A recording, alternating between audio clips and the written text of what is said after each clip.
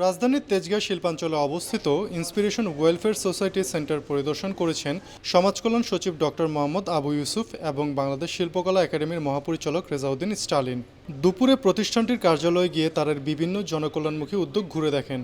পরিদর্শনকালে inspiration welfare সোসাইটির প্রতিষ্ঠাতা ও সাধারণ সম্পাদক সৈয়দা মনিরা ইসলাম প্রতিষ্ঠানের সামগ্রিক কার্যক্রম এবং এর ভবিষ্যৎ পরিকল্পনা বিস্তারিতভাবে তুলে ধরেন।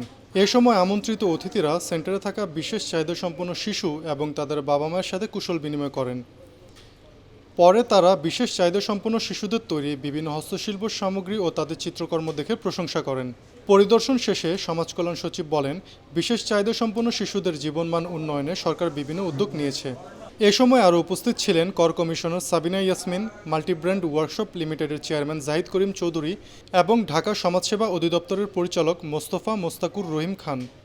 ইন্সপিরেশন ওয়েলফেয়ার সোসাইটির যে উদ্যোক্তা যারা আছেন তারা একটা মহৎ কাজ করছেন, মানবতার জন্য করছেন এবং আমাদের বিভিন্ন ধরনের প্রতিবন্ধী বাচ্চারা যারা আছে তাদেরকে তারা বিভিন্ন ধরনের প্রশিক্ষণ দিচ্ছেন, তাদেরকে একটা ভালো সময় এখানে কাটানোর সুযোগ করে দিচ্ছেন এবং তাদের সাথে তাদের মায়েরাও আছেন এবং কোনো কোনো ক্ষেত্রে তাদের বাবারাও আছেন। এবং এই প্রতিষ্ঠানটা যারা চালু করেছেন আমি সমাজ কল্যাণ মন্ত্রণালয়ের পক্ষ থেকে তাদেরকে ধন্যবাদ এবং অভিনন্দন জানাই।